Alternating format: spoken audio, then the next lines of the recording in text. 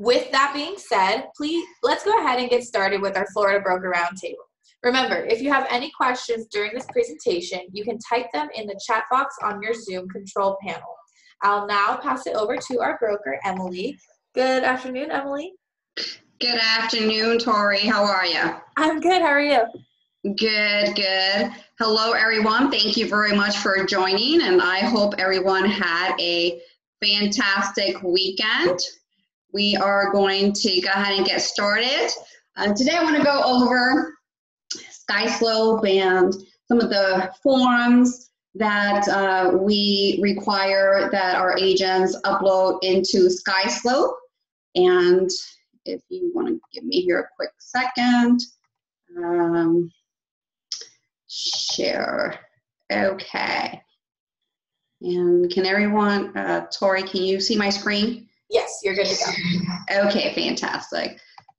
Something happened here. Okay, so I want to go ahead and get started with, I actually wanted to get started with listings. There we go. So we're going to go ahead and get started with listing documentation and what documents need to be uploaded to complete your file to move on to the sales tab once the property is under contract. A couple things before we get started.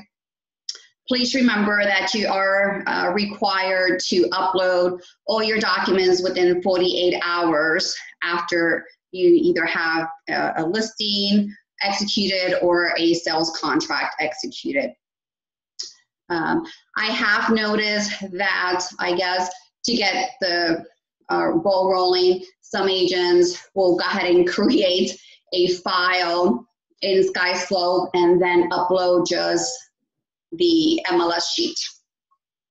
The file will not be approved until all forms are uploaded, and that's including the seller's disclosure.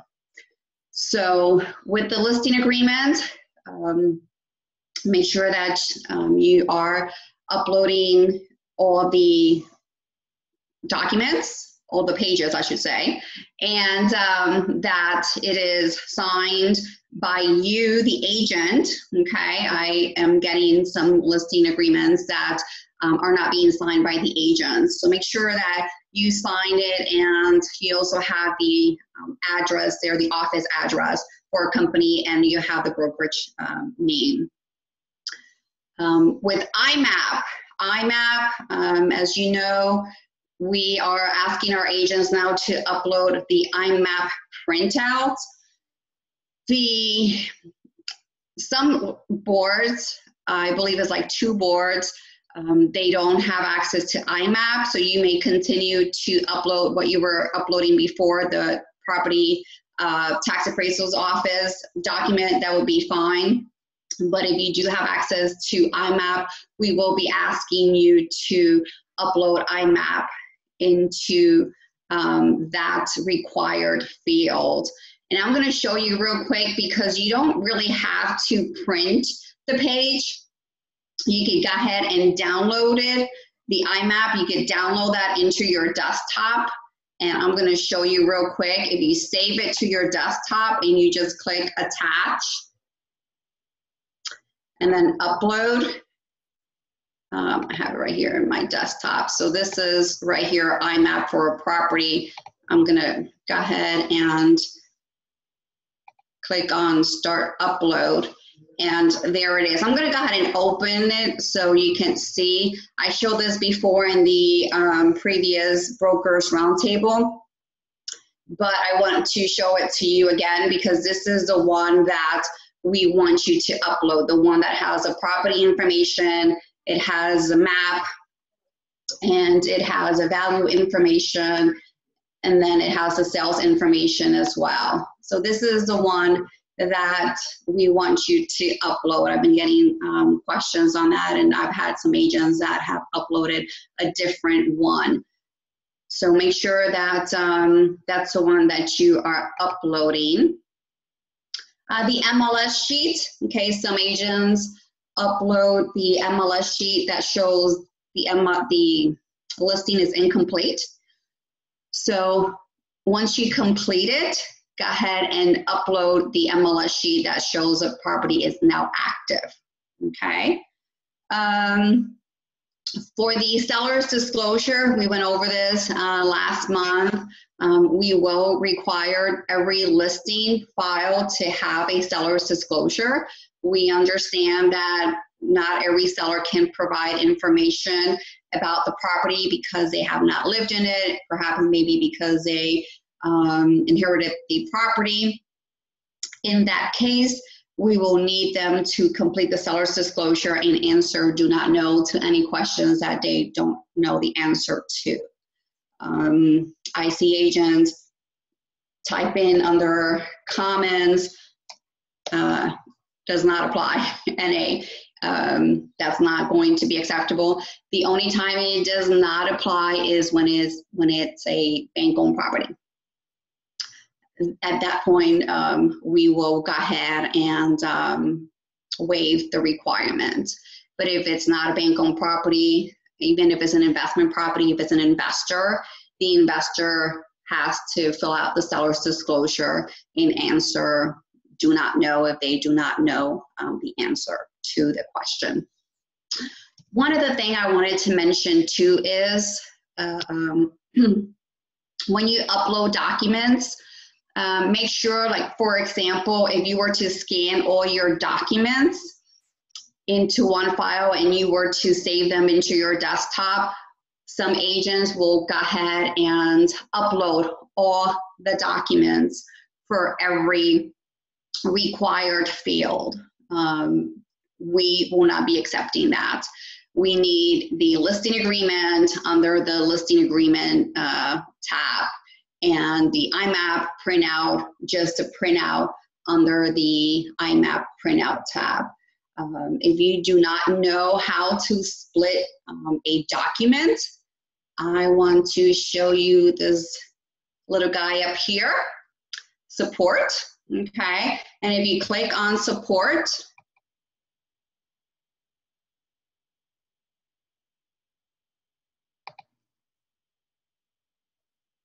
where it says search,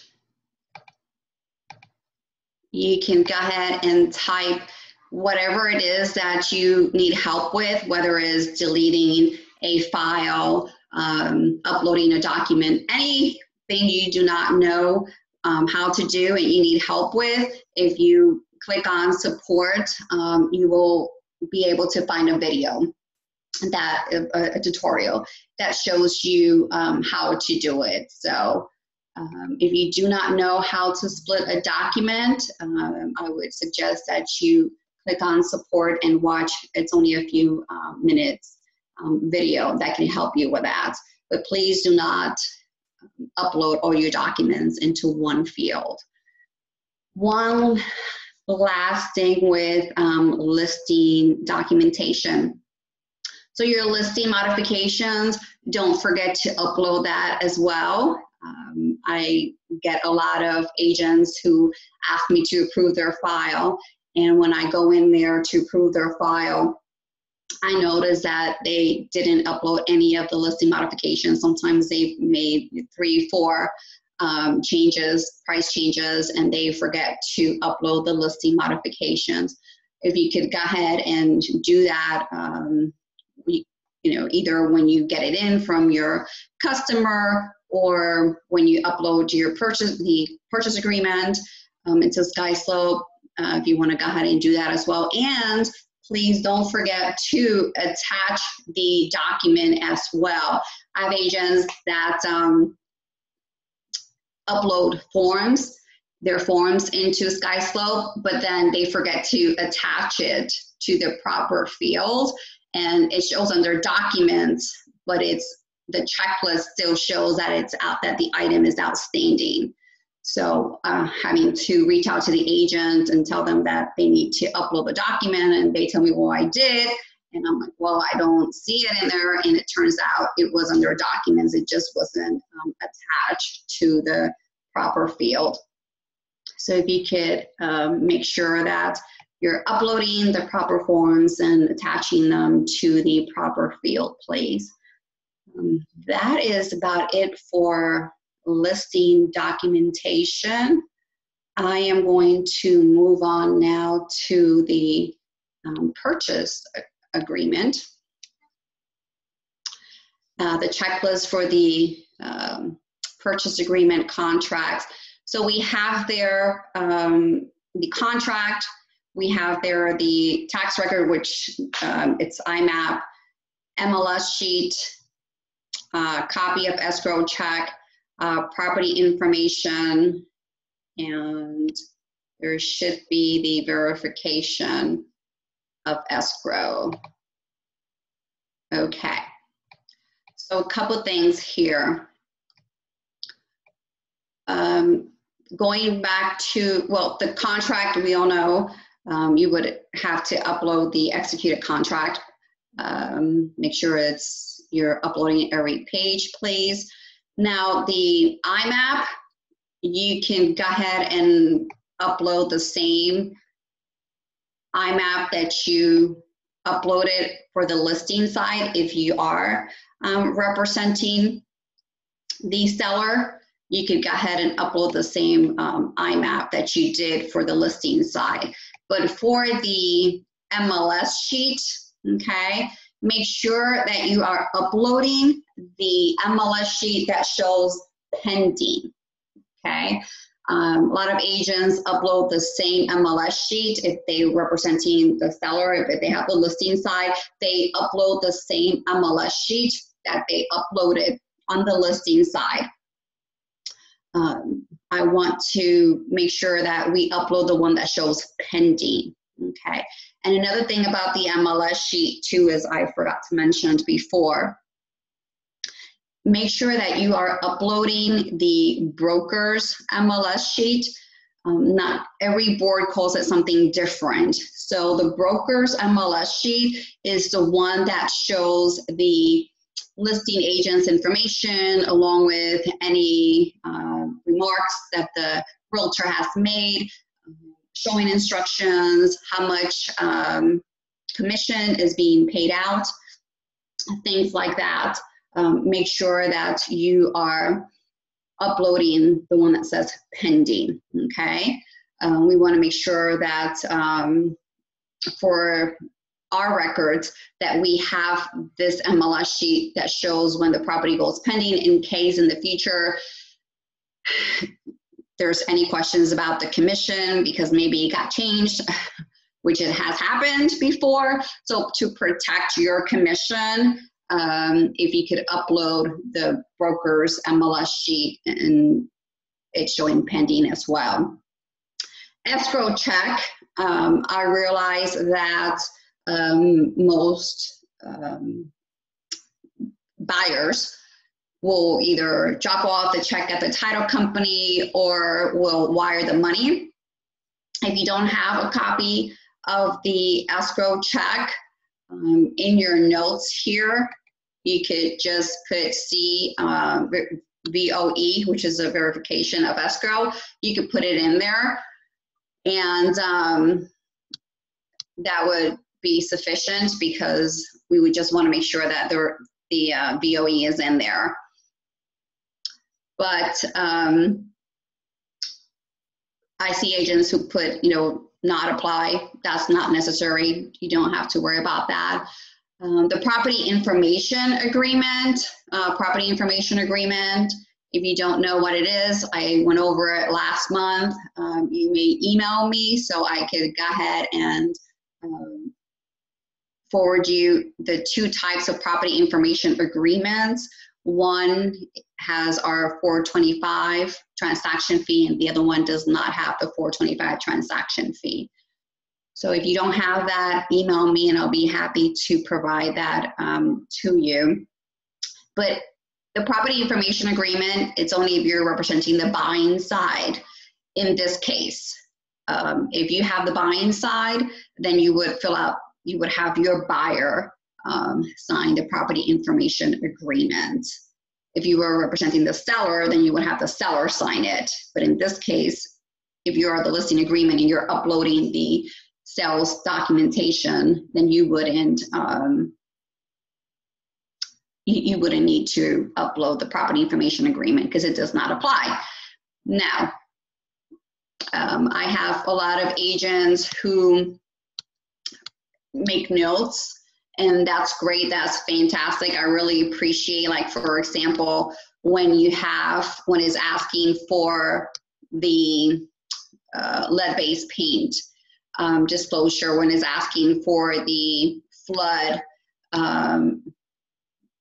disclosure or mold disclosure, you really don't need to type in there not apply. I could see the year that it was built, and if it doesn't apply, then I know it doesn't apply. So what I'll do is I'll just go ahead and change the requirement, and I'll just click on not required. If you see, I know this is not what I'm talking about, but if you see here, it says if applicable, I'll change it back. But if it says required, once I review the file, I know that is not a requirement, so I would go ahead and change it to not required. I sometimes get emails from agents giving me a list of items that SkySlope is asking them to upload, and it doesn't apply. Only upload those documents that actually do apply to SkySlope. If it does not apply, I will be reviewing it, and Lisa, who is the other person who helps me review files, we could tell, by looking at the documents, what forms are required and which forms are not required. So you don't have to send me an email concerned because your file isn't being approved because of SkySlope, because it's asking you to upload documentations that don't apply to a transaction. The other thing too is I have seen some forms that agents have created that are not approved by Allison James. If you create your own disclosure or form and you have a buyer and a seller sign it, we really need to review that form and approve it. So any forms that you create that has not been approved by Allison James, please email them to me so I can go ahead and forward them to our compliance manager. She will have our attorney review them to see if they are in compliance. Okay. The verification of escrow. Okay, this is a required field. If it's a new build, it goes to the title company, so the title company should be able to provide a verification of escrow. So if you do not have a copy of the escrow check, that would be fine. However, the verification of escrow, that is required. So we are going to ask for you to upload that document. Homeowners Association disclosure. Want to go over something real quick on that. Any disclosures, if you're representing the buyer, any disclosures that should be provided by the seller should be completed by the seller and not the buyer's agent, if you are the buyer's agent. I know that sometimes it's difficult to deal with other agents and they're not providing us with the forms that we need, but we need to understand that if we are well, first of all, we should never prepare any type of disclosure for a buyer or a seller. I will go ahead and, either hand it over to them or email it to them and have the seller or the buyer complete it. Once you start completing those disclosures, now you're the one who is making the disclosure, not the seller.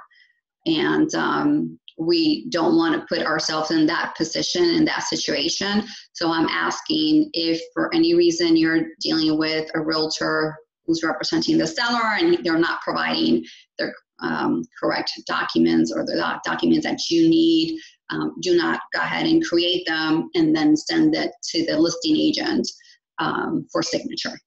Okay. make sure that the listing agent, that the seller is the one who's providing that, and you have your buyer sign it.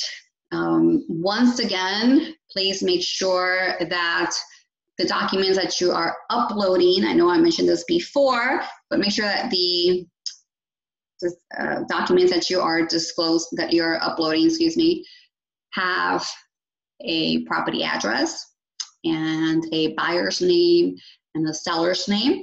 Okay. We continue to see files that our name, Allison James Estates and Homes, is not on the forms. Listing modifications, that our name is not on the forms. Listing agreements, that our name is not on the listing agreement and is left blank. So please make sure that you are making sure that that is done. And let's see here, there was something else I remembered about listing that I wanted to mention before, and I did not write it down. So let me move on here. I think that's about it for the sales side. Now, referrals, and again, keep in mind, like I said before, just make sure that you are uploading the documents that apply. For example, referrals, obviously you're not going to have a verification of escrow, okay? That's understandable. So you do not need to upload that. So only upload the documents that apply. If you have any questions about the commission tab or the CDA, the person to contact would be Lisa. Lisa, which her email address is processor@ajicorporate.com. She would be providing that. And keep in mind too, that if you have any changes to the purchase agreement later on, a price change or something like that, and the CDA has already been processed, you will not be able to make any changes in SkySlope. So what you would need to do is email Lisa, and Lisa would go ahead and take care of the changes for you, because you wouldn't be able to do it. And again, if you need her email address, is processing@ajicorporate.com. She is also the one who handles the CDAs as well. So if there's any discrepancies, you can contact her directly. Let's see what else. Buyer's agreement. I noticed that some agents are using it more and more. Congratulations to those that are using buyer's agreements. That is, that's great. I am a fan of buyer's agreement, and I feel every agent should use one. So you don't have to upload it into SkySlope, depending on which buyer's agreement you're using, which is, if you're using the one in Form Simplicity, it does require a broker's signature. So if you need to email it to me for signature, and this really applies to any documents that you need the broker to sign, please upload them in or send them to me via DigiSign, so I could go ahead and sign it electronically. I'm more than happy to sign anything that you need me to sign, but if you could please send it through DigiSign, that'll be great. That way I could do it from my phone, computer. Sometimes I'm even driving. And if I'm at a stop sign or a red light, I will sign it. And again, that goes, anything that you need signed, I'll be more than happy to do that. I believe that is it for now. Tori, do we have any questions? It does not look like we have any questions. I did go ahead and put Lisa's email in the chat box so everyone can call. Oh, okay, awesome. Yeah. Great. So you guys can go ahead and save that. Do you have any final words, Emily? Yes, I just wanted to say, as always, you may contact me directly, 941-544-0865. You can email me, flbroker@ajicorporate.com. And just feel free to give me a call. If you have any additional questions, you may email me directly or call me. And I hope everyone has a great week. Perfect. Well, thank you everyone for joining us today. And thank you to Emily, of course, for all of your wonderful insight and for putting together such a great topic and presentation as always. Again, thanks to everyone for joining us today. Remember, we do have these Florida Broker Roundtables the first Monday of every month. So we look forward to seeing you on here next month. I hope everyone has a wonderful week. Bye, everyone. Bye.